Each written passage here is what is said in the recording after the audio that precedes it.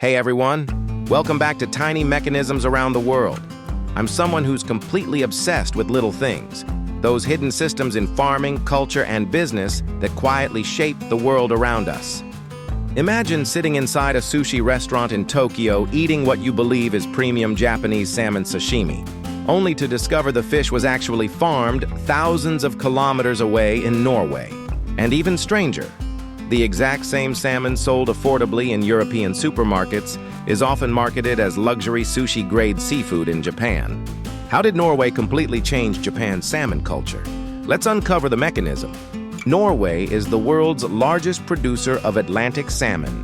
The country farms over 1.5 million tons every year using massive aquaculture operations built into cold Norwegian fjords.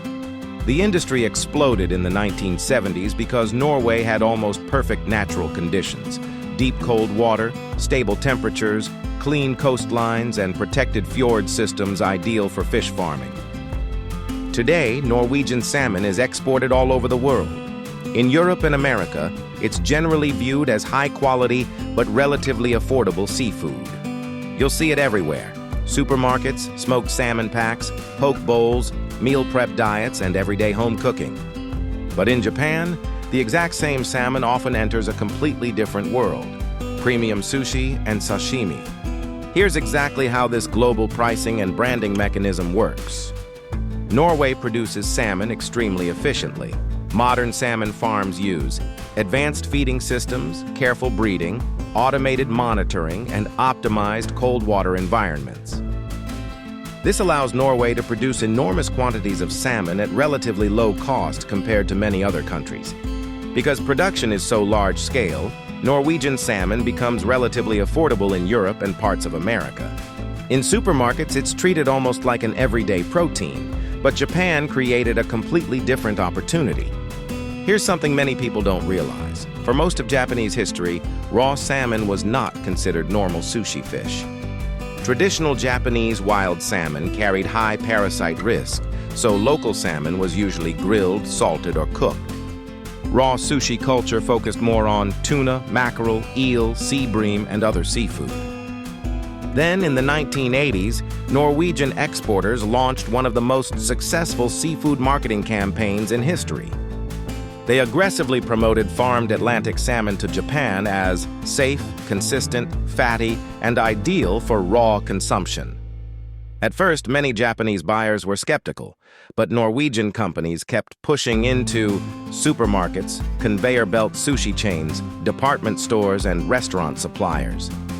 Slowly, an entire generation grew up associating salmon sushi with Japanese dining culture.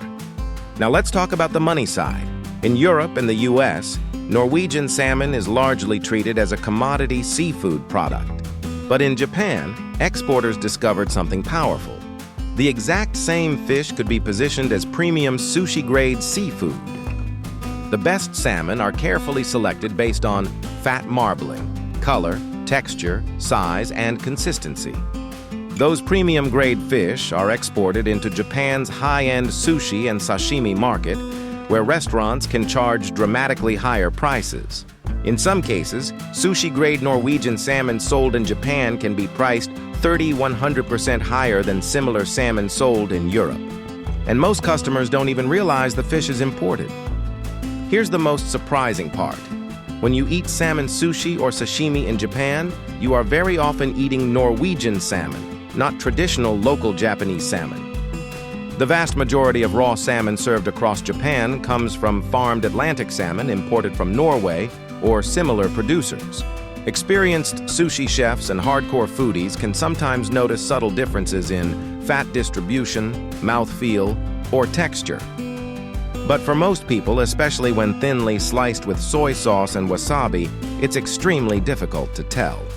In Europe and America, Norwegian salmon is usually positioned as affordable everyday seafood. Supermarket fillets, smoked salmon, healthy meal prep, and casual dining. In Japan, the same fish enters a premium sushi ecosystem where presentation, freshness, and luxury perception dramatically increase its value. The product barely changes, but the story around the fish changes completely. Norwegian salmon proves that value isn't created only on the farm. It's created in the story. The exact same fish can become an affordable supermarket item in one country and luxury sushi in another, simply because branding, culture, and consumer perception changed around it. That's one of the most powerful mechanisms in the modern global food economy. So next time you eat salmon sushi in Japan, remember, there's a very good chance the fish came from a cold Norwegian fjord thousands of kilometers away. Have you noticed huge price differences for the same food in different countries? Let me know in the comments. If you enjoyed this episode of Tiny Mechanisms Around the World, please hit like, subscribe, and turn on notifications.